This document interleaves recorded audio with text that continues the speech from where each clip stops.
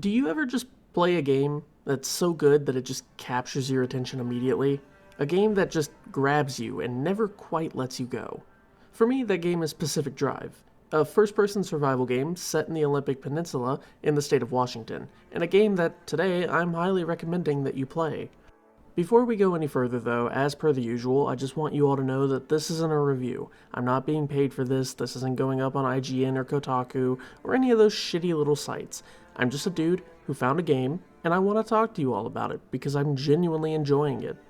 Now, Pacific Drive is an interesting game, mainly because it's not the type of game that I expected to get sucked into so quickly.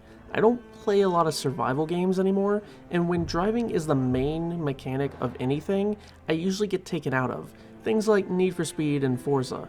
I don't dislike them, I'm just not a big car person. The game starts simple enough. You're driving along the road one rainy night in 1996 when you're pulled into the Olympic exclusion zone by an unknown force. Waking up on the other side of the wall, you'll notice that you're surrounded by radiation. A little bit of walking brings you to a shed containing a beat-up station wagon that looks like it hasn't run in years and hasn't had a proper wash in even longer. Surprisingly though, it still comes to life. It just needs some wheels and a bit of gas and you're good to go. This is your first and best tool in the game. Your car is your beginning and end. The main way you traverse the map, hold your supplies, and keep yourself safe. Keeping your car safe and strong is the same as keeping yourself safe and strong. The better your car is taken care of, the better chance you have of survival. Though you may be alone physically, you're not alone spiritually. Radially? Whatever. Through the car radio, you're contacted by two men, Tobias and Francis, scientists who worked for ARDA, a government agency created for the development of new technology, specifically energy.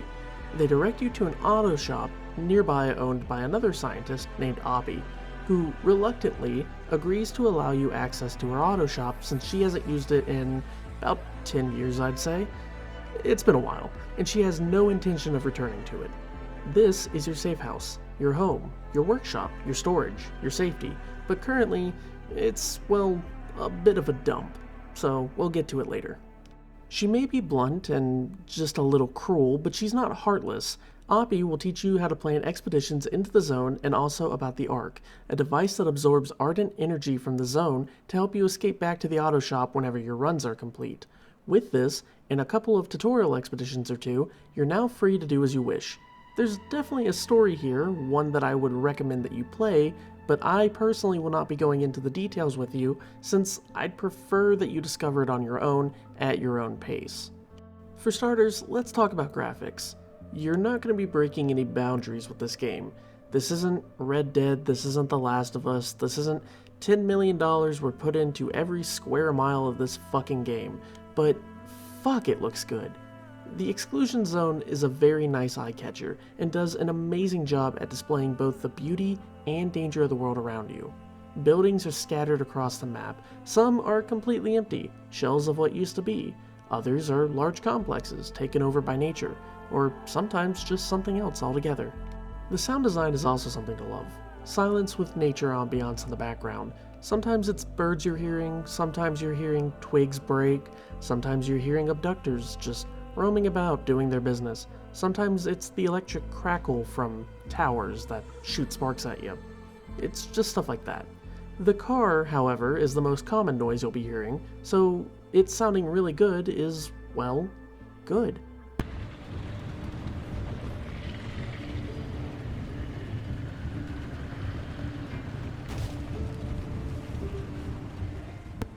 When I get a flat tire, I can hear the flat tire. My engine gets damaged, I can hear it. I can appreciate the time and effort that went into these things because it definitely shows. Or, well, sounds, I guess. So let's talk about expeditions. Runs to the zone.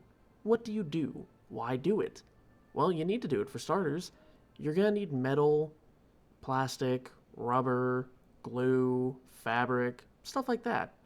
You need a new door? You're gonna need scrap metal. Want to make a new tire? You're gonna need some rubber.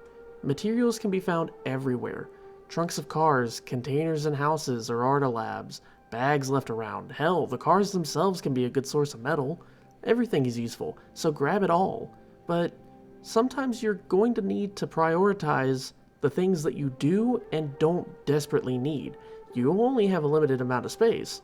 You can also sometimes find whole upgrades to your car. A door that's just better than your current door. A bumper that's in better condition than yours.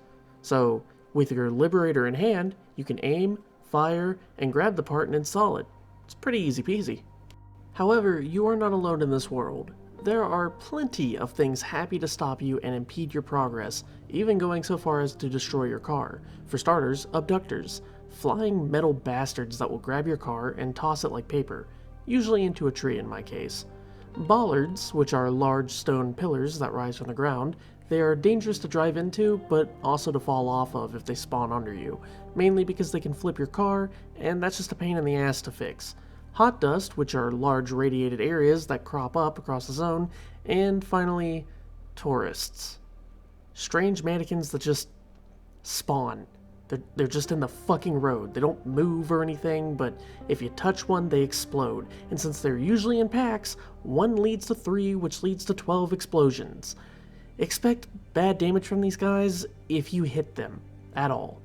My opinion, and I'm giving you guys a tip, just throw a flare at them.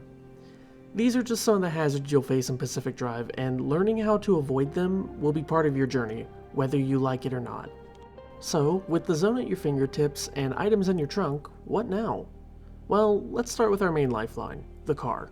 A well taken care of car is your best friend, and currently our car is, well, leaving a lot to be desired. So, how do we fix this? Well, first you need to buy the schematics, which requires ardent energy. That's stuff that the Ark absorbs. Once you have said schematics, all you need is the material and access to a workbench.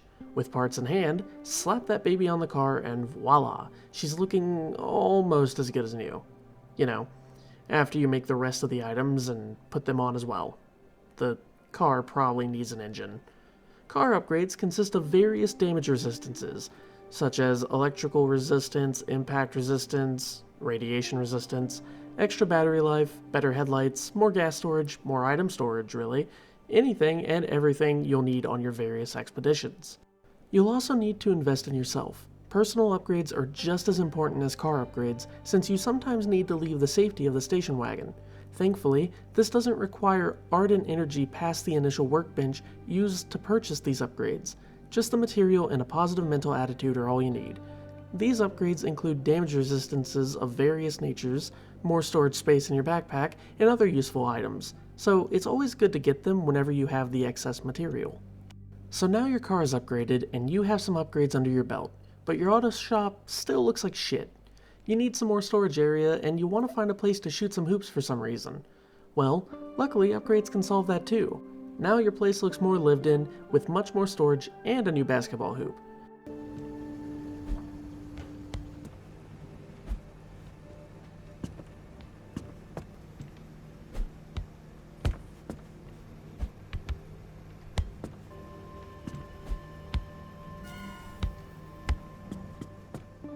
Do you need a weird science machine that somehow repairs metal and other substances? We got you. You need another weird science machine that tears said metal down atom by atom to give you the material so you can use it on something else? We got that too. Want to paint your car and customize the interior with a new wheel, dashboard ornament, or brake stick? Unfortunately, we don't actually have that. Nah, I fucking lied. We totally have that. Oppie's is your one-stop shop for all the good stuff to keep you in shape for the zone. And if you ever get lonely, there's always the weird oozy thing in the dumpster out back. He's friendly, and he spits materials at you. There's also a music box, and let me tell you, the music in this game is truly something special. Every track sounds like it belongs in the game, and is also just really good driving music, which is nice since that's what a majority of the game is comprised of. Just listen to some of this.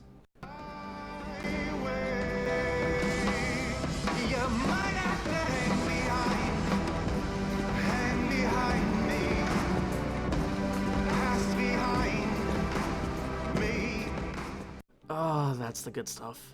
I tend to get lost in the music as I play the game. Sometimes I just relax and take everything slower than normal when a really good song comes on. The amount of times I've been in Oppie's just working on the car with no clear objective while the music goes on. That, or sometimes I completely space out when some really good music pops up. Mainly Whispers of the Past and Ghost on the Road. Those two are my favorites by far. But anyways, now that you have this very basic rundown of the game with the most bare bones of information, you should get your engine started and learn the mysteries of the zone. You can pick this game up for PlayStation and PC, and I definitely think you should play it if you like survival games with roguelite elements. Anyways, that's all I have for you today. Thanks for stopping by, and as always, hopefully you'll come by and watch the next video.